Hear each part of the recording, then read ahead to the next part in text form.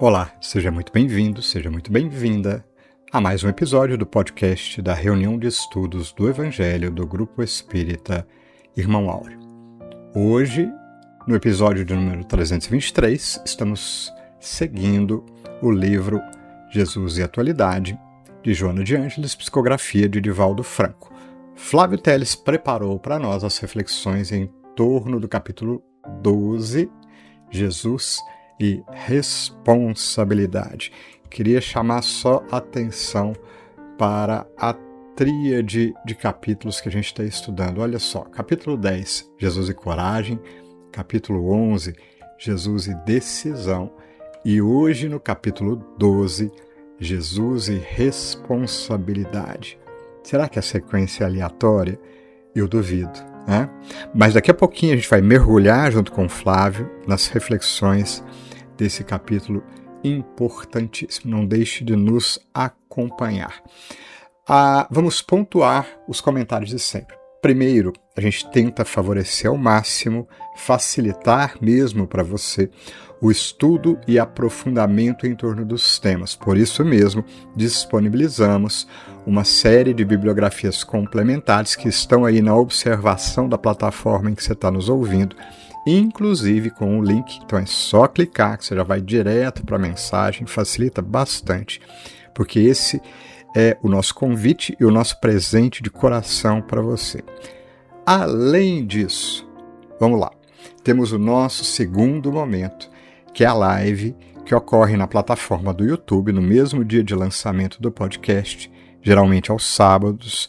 A live acontece às 17h50 e funciona como um segundo momento de reflexão. Trazemos sempre convidados e aí a gente estende as reflexões em torno do tema proposto. Então você é o nosso convidado especial. Se não puder estar ao vivo, que pena, porque é muito bom interagir, né? Mas você pode assistir posteriormente e também está convidadíssimo a comentar, participar, deixar o seu comentário e também compartilhar os links para que a gente possa, então, abrir a divulgação ao máximo de pessoas possíveis, ok?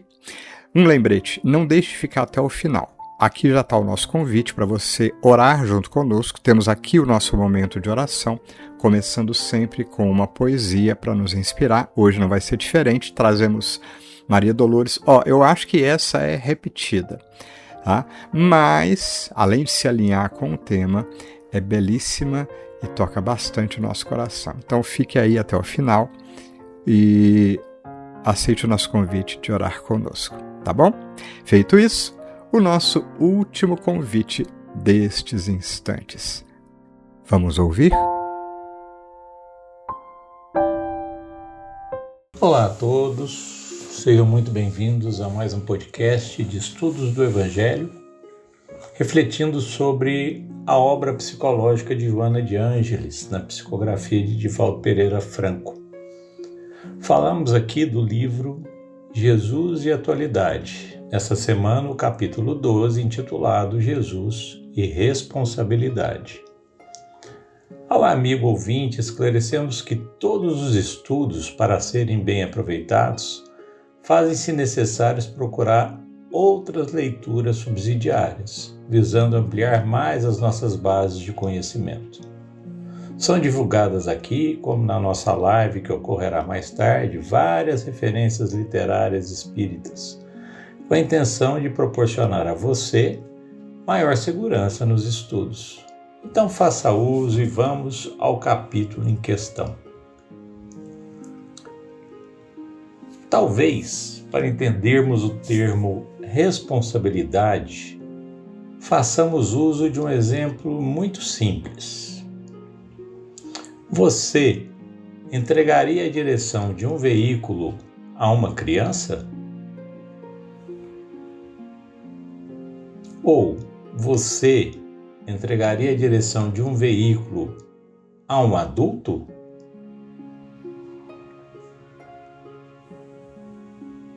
Muito provavelmente a resposta a essas perguntas fossem não, depende, talvez, entre outras. nos indicando uma certa reserva, uma certa prevenção de nossa parte. Mas, mudando a pergunta, você entregaria a direção de um veículo a uma pessoa habilitada com anos de experiência? Note que a resposta muda. Já com uma certeza e sem prevenções à parte, concorda? O que difere entre as duas situações?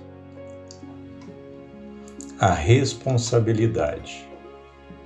Podemos inferir, então, que responsabilidade é algo adquirido com o tempo. Requer experiência, experimentação, escolhas acertadas, objetivo definido, claro, certeza de que se consegue cumprir com a obrigação, liberdade de ação, compromisso. Nas palavras de Joana de Ângeles, o homem responsável sabe o que fazer, quando e como realizar.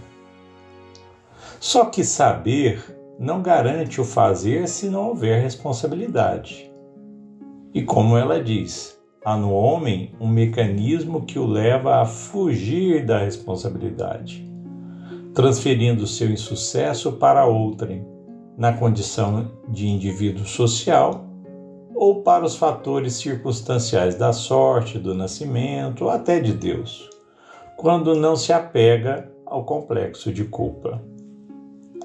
Só adquire responsabilidade aquele que já conquistou liberdade de agir. Mas a liberdade de agir exige atitudes mais conscientes em torno daquilo que se deseja fazer.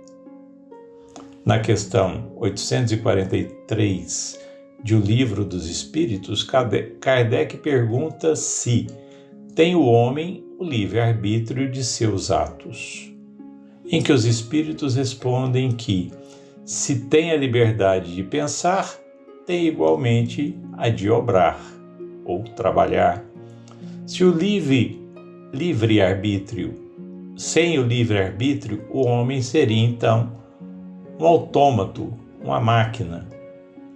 Já na questão 844, ao questionar se goza o homem do livre-arbítrio desde o nascimento, os espíritos respondem que há liberdade de agir desde que haja vontade de fazê-lo. Porém, nas primeiras fases da vida, essa liberdade é quase nula, que vai se desenvolvendo com o desenvolvimento das faculdades. Podemos considerar que aqueles que fogem às responsabilidades ainda não desenvolveram determinadas faculdades que lhe garantam a liberdade de escolher e agir com responsabilidade, ou seja, ainda são crianças espirituais. Por isso, transfere o seu insucesso para os outros ou para alguma coisa, como uma espécie de fuga, ou se culpam demasiadamente por se julgarem incapazes de assumir suas obrigações. Tem restrita a liberdade de ação em função das suas próprias inseguranças e medos. Leon Denis, no seu livro O Problema do Ser, do Destino e da Dor, no capítulo sobre o livre-arbítrio, diz que a noção de moralidade é inseparável da de liberdade. Vou repetir. A noção de moralidade é inseparável da de liberdade. A responsabilidade é estabelecida pelo testemunho da consciência, que nos aprova ou censura segundo a natureza de nossos atos. Se a liberdade humana é restrita, está pelo menos em via de perfeito desenvolvimento, porque o progresso não é outra coisa mais do que extensão do livre-arbítrio no indivíduo e na coletividade. O livre-arbítrio é, pois, a expansão da personalidade e da consciência. Para sermos livres, é necessário querer sê-lo e fazer esforço para vir a sê-lo. libertando-se da escravidão da ignorância e das paixões baixas, substituindo o império das sensações e dos instintos pelo da razão, nos indicando que a necessidade de desenvolvimento da moralidade, de atitudes conscientes em prol do indivíduo e da coletividade, adquirindo mais liberdade e, assim, maiores responsabilidades, como na passagem de Lucas, capítulo 12, versículo 48. Muito se pedirá a quem muito recebeu. Se trata de desenvolver potenciais que irão transformar o ser e preparar para os cometimentos mais elevados. Nas palavras de Joana de Ângeles, colherás conforme semeares. No livro Encontro Marcado de Emmanuel, psicografia de Chico Xavier, ele nos informa que o homem é livre, mas responsável, e pode realizar o que deseje, mas estará ligado inevitavelmente ao fruto de suas próprias ações. Para esclarecer o assunto tanto quanto possível, examinemos, em resumo, alguns dos setores de sementeira e colheita, ou melhor, de livre-arbítrio e destino em que o espírito encarnado transita no mundo. Posse. O homem é livre para reter quaisquer posses que as legislações terrestres lhe facultem, de acordo com a sua diligência na ação ou seu direito transitório, e será considerado mordomo respeitável pelas forças superiores da vida se as utiliza a benefício de todos. Mas, se abusa delas, criando a penúria dos semelhantes de modo a favorecer os próprios excessos, encontrará nas consequências disso a fieira de provações com que aprenderá a acender em si mesmo a luz da abnegação. Negócio. O homem é livre para efetuar as transações que lhe apraza e granjeará o título de benfeitor se procura comerciar com real proveito da clientela que lhe é própria. Mas, se arrasa a economia dos outros com o fim de oferir lucros desnecessários, com prejuízo evidente do próximo, encontrará nas consequências disso a fieira de provações com que aprenderá a acender em si mesmo a luz da retidão. Estudo. O homem é livre para ler e escrever, ensinar ou estudar tudo o que quiser e conquistará a posição de sábio se mobiliza os recursos culturais em auxílio daqueles que lhe partilham a romagem terrestre. Mas, se coloca os valores da inteligência em apoio do mal, deteriorando a existência dos companheiros da humanidade com o objetivo de acentuar o próprio orgulho, encontrará nas consequências disso a fieira de provações com que aprenderá a acender em si mesmo a luz do discernimento. Trabalho. O homem é livre para abraçar as tarefas a que se aperfeiçoe ou que a se afeiçoe e será honorificado por seareiro do progresso se contribui na construção da felicidade geral. Mas, se malversa o dom de empreender e de agir, esposando atividades perturbadoras e infelizes para gratificar os seus interesses menos dignos, encontrará nas consequências disso a fieira de provações com que aprenderá a acender em si mesmo a luz do serviço aos semelhantes. Sexo. O homem é livre para dar às suas energias e impulsos sexuais a direção que prefira e será estimado por veículo de bênçãos quando os emprega na proteção sadia do lar, na formação da família, seja na paternidade ou na maternidade com o dever cumprido, ou ainda na sustentação das obras de arte e cultura, benemerência e elevação do espírito.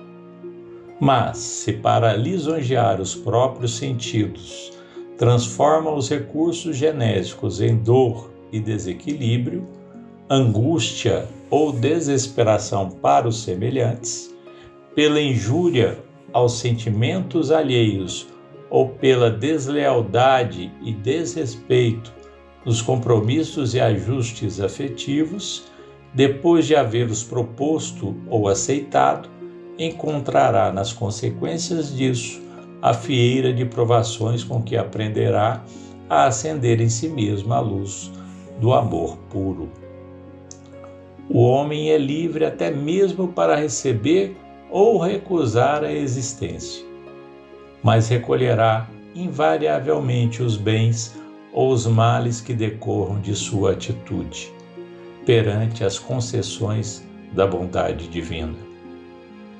Todos somos livres para desejar, escolher, fazer e obter, mas todos somos também constrangidos a entrar nos resultados de nossas próprias obras. Cabe à doutrina espírita explicar que os princípios da justiça eterna em todo o universo não funcionam simplesmente à base de paraísos e infernos, castigos e privilégios de ordem exterior, mas, acima de tudo, através do Instituto da Reencarnação, em nós, conosco, junto de nós e por nós. Foi por isso que Jesus, compreendendo que não existe direito sem obrigação e nem equilíbrio sem consciência tranquila, nos afirmou claramente: conhecereis a verdade, e a verdade vos fará livres. A nós é lícito, no exercício de nosso livre-arbítrio, semear segundo os nossos desejos. Porém, necessário é que tenhamos consciência se o plantio beneficia a todos, se servimos com desinteresse, abnegação, se somos capazes de renunciar a esses mesmos desejos em prol de nós mesmos e de uma comunidade. Pois, assim como temos liberdade de semear, temos que ter a consciência que a colheita é obrigatória. Responsabilidade é assumir a própria semeadura, colher com Jesus os frutos ou sermos constrangidos a verificar os resultados e expiar as próprias faltas. Vá e não peques mais, nos exortou o Mestre, para que estivéssemos conscientes das nossas obrigações. Finalizamos com os dizeres de Joana de Ângeles. Assume, portanto, teu compromisso com o Mestre e permanecerás saudável interiormente, prosseguindo íntegro nos teus deveres com responsabilidade.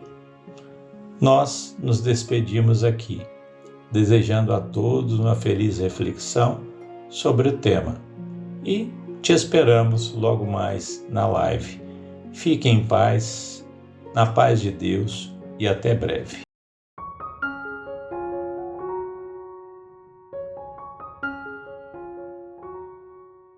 Iniciando o nosso momento de oração de hoje, a poesia Deus Conta Contigo, de Maria Dolores. Ouço-te às vezes, coração amigo, em torno ao bem, numa questão qualquer. Farei, conseguirei, conta comigo, se Deus quiser, se Deus quiser. Mas não te alteres a pretexto disso. De segundo a segundo, estrada a estrada, a vontade de Deus é revelada, em bondade e serviço. Fita os quadros da gleba campo afora.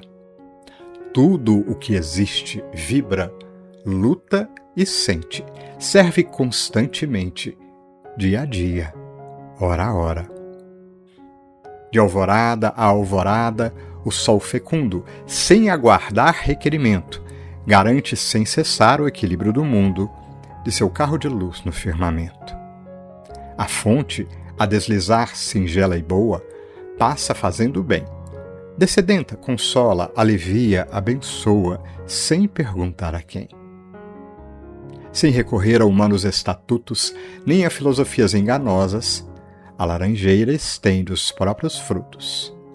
A roseira dá rosas. O lírio não se ofende nem reclama. Sobre a terra onde alguém lhe deitou a raiz, seja em vaso de estufa ou num trato de lama, desabrocha feliz. Assim no mundo, coração amigo, faze o bem onde for, seja a quem for. Em toda parte, Deus conta contigo na tarefa do amor. Mestre e amigo Jesus, e nestes momentos de prece, sentimos o nosso coração tocado pelo amor divino que conta conosco, que jamais nos despreza, mesmo quando erramos profundamente, que prossegue na tarefa de nos amar, guiando-nos pela vida, não obstante os nossos erros e desacertos. Prossegue pacientemente a divina providência, tentando realinhar os nossos passos, contando, sobretudo, com nossa boa vontade e disposição, que um dia virá certamente. E prossegue também tu, Jesus, na tarefa concedida pelo Divino Pai, de semear o templo da fé viva nos nossos corações. Ampara-nos, Jesus, para que estes instantes de oração sejam também de reflexão em torno dos nossos princípios e disposições. Ajuda-nos a lembrar que cada dia que nasce são oportunidades que se renovam, convites da vida, convites de amor de Deus nosso Pai, para recomeçarmos sempre, até nos alinharmos retamente às sublimes disposições que vigem em todo o universo, pela lei sublime de amor de Deus, nosso Pai. Graças te damos, Jesus, por esses instantes de refazimento. Que assim seja.